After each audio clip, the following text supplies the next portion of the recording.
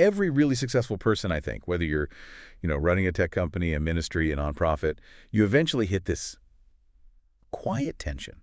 It's that realization that your true success isn't going to be measured by what you built today.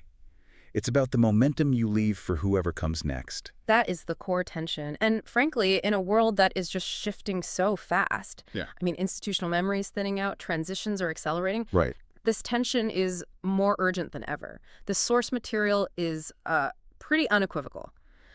The leaders who last aren't just those who perform well. They're the ones who multiply well. Multiplication. I really like that framing. It immediately shifts your whole mindset. It has to. Because mentorship, in this context, it's not some optional side project. It's not something you do after you hit your KPIs. Yeah. The sources make this really profound claim that intentional mentorship is the defining factor. It's what separates leaders who, eventually just fade away from those who create a truly enduring generational impact. Okay, so let's unpack this. This deep dive is our roadmap for shifting that mindset from thinking like it's a personal sprint to seeing it as a generational relay. We're going to look at some ancient wisdom, some really practical models to figure out how to intentionally pass that baton. Because the cost of ignoring this, of dropping that baton, has just never been higher. Yeah. When you look at why great leaders or even great organizations falter, the common failure is usually pretty straightforward. Yeah, it's not that complicated. They pour so much energy into the race itself, the performance, the results, those quick wins, that they never really invest in preparing anyone else to run after them. That focus on accumulation over reproduction is precisely the trap. The source text puts it so plainly. Leadership that ends with you was never really a legacy to begin with. Wow. True leadership multiplies. It has to become a movement that outlasts its founder. So that fundamentally redefines finishing well, doesn't it? It's not just about how perfectly you cross your own finish line. Correct. The real test is making sure someone else is ready, trained, and equipped to run beyond it, to take the mission farther than you ever could have alone. The foundational principle here, especially in these texts, is that success is measured by multiplication, not by accumulation. And you see this just perfectly in the blueprint for exponential influence, Paul and Timothy. Timothy 2.2. I think it's a verse a lot of people know, but maybe they underestimate his power. They absolutely do. It packs 4 generations of influence into one sentence. That's what makes it a multiplier model. Paul says, "The things you heard from me, entrust to faithful men who will be able to teach others also." 4 generations right there. 4 distinct generations. You have Paul, then Timothy, then the faithful men, and then the ones they will go on to teach. Paul wasn't just training a successor to maintain things. He was training a reproductive system. A multiplier. That's how you make sure the work expands instead of just, slowly diminishing over time. So if that's the blueprint, let's look at the foundational architecture. Our sources show that this whole generational approach, this intentional preparation, it's not an accident. It's a sacred pattern. It truly is.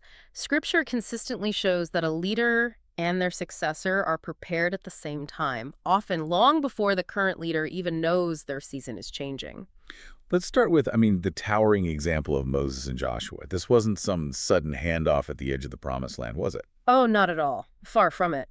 Moses' training of Joshua was intentional and completely immersive.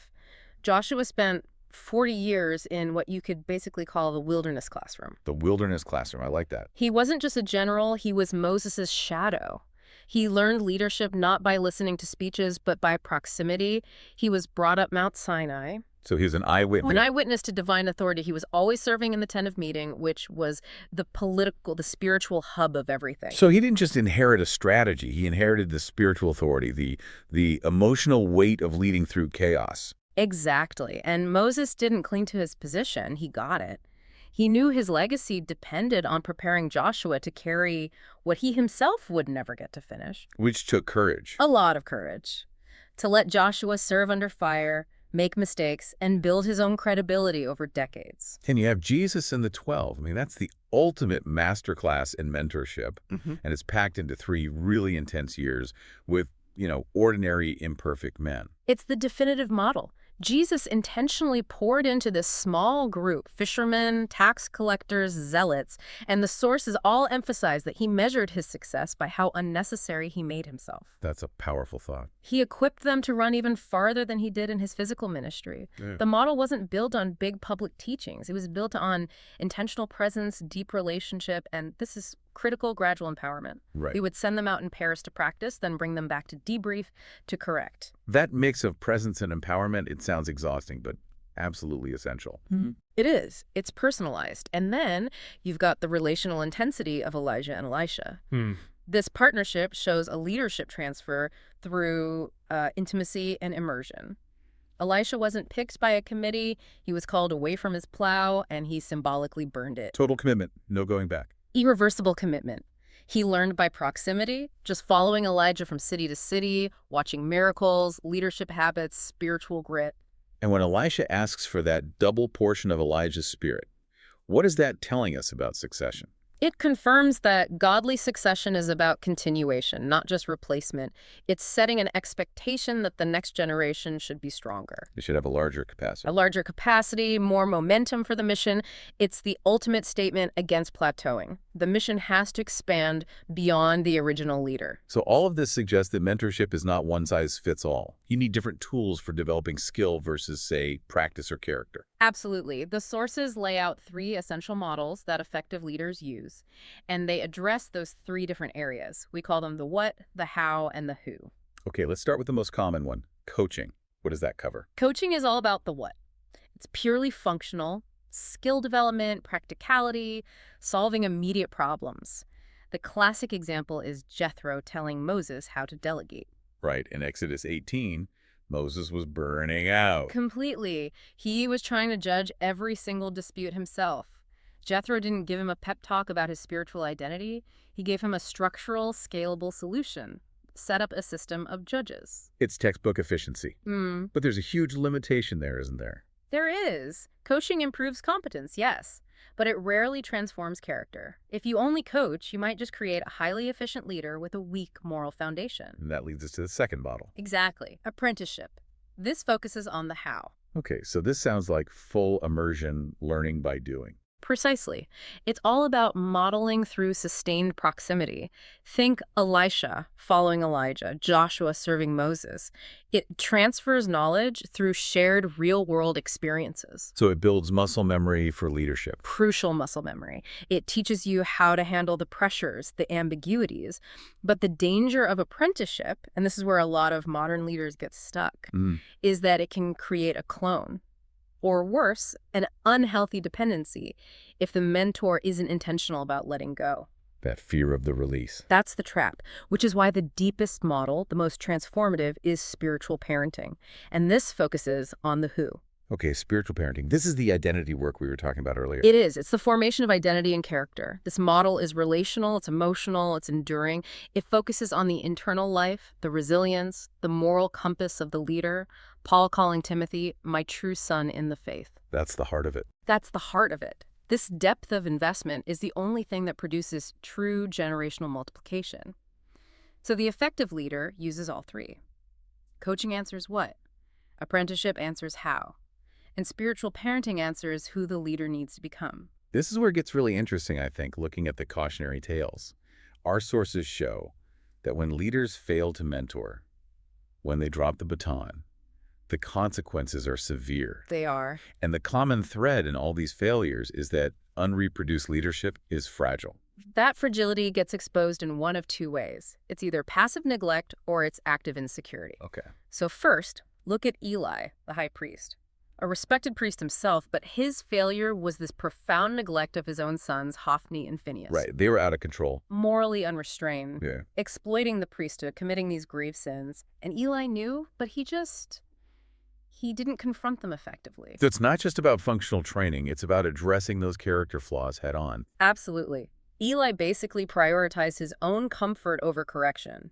And the lesson is that position without preparation, without character, is a danger to the entire system. And then you have King Saul, who's the total opposite. He wasn't neglectful. He was actively insecure and destructive toward David. his obvious successor. Saul is the classic tale of insecurity. He starts with so much promise, but his ego, his fear of being replaced, leads him to hoard authority. He actively tries to kill the very person God prepared to multiply the vision. That's a stark warning. Leadership that's hoarded produces fear and suspicion. It just destroys the potential for reproduction. It has to be given away. Yeah, and we should mention it's a two-way street. The mentee has a responsibility here too. A huge one.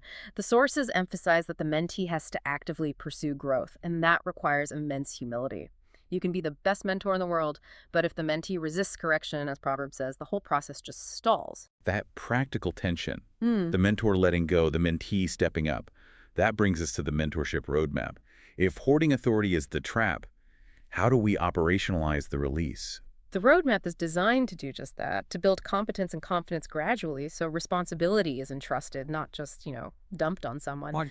We talk about phase 1, you do, they watch. Observation, the mentor is transparent. But the real inflection point, the hardest moment for any successful mentor, has to be phase 3. It is phase 3, they do, you help.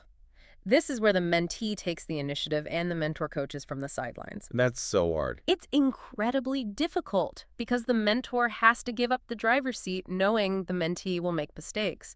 You shift from being the performance driver to the sideline coach. It takes a massive amount of faith. Yeah. Faith that the mistake is worth the lesson. Exactly. And that the mission is bigger than your personal oversight. That's what separates the multiplier from the accumulator.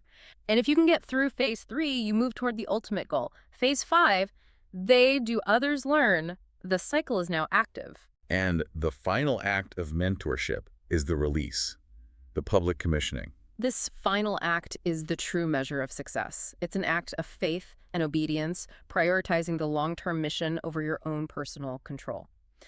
Moses commissioning Joshua publicly didn't just transfer the job description. No, it was more than that. It gave authority, affirmation, spiritual assurance to Joshua and the whole community. Mentorship is incomplete if it just ends in quiet dependency. It has to end in a public commissioning that validates the new leader. This deep dive, it really shifts the perspective. Your leadership is fundamentally not just about what you accomplish. It's about who comes after you. Your legacy isn't built at the end of your life. It's built every single time you invest in someone else. And what's so fascinating is that if you focus only on today, your tasks, your metrics, you are by definition neglecting the people who will carry the mission tomorrow. The critical difference is this. Tasks need management. People need mentoring. The baton is in your hand, and the race continues. We want to leave you with a provocative question to think about. What would happen if your single greatest contribution to your organization isn't a strategy you designed, but a person you intentionally equipped? Who in your sphere might be waiting for your encouragement, your wisdom, or your example, who could run farther than you ever could alone?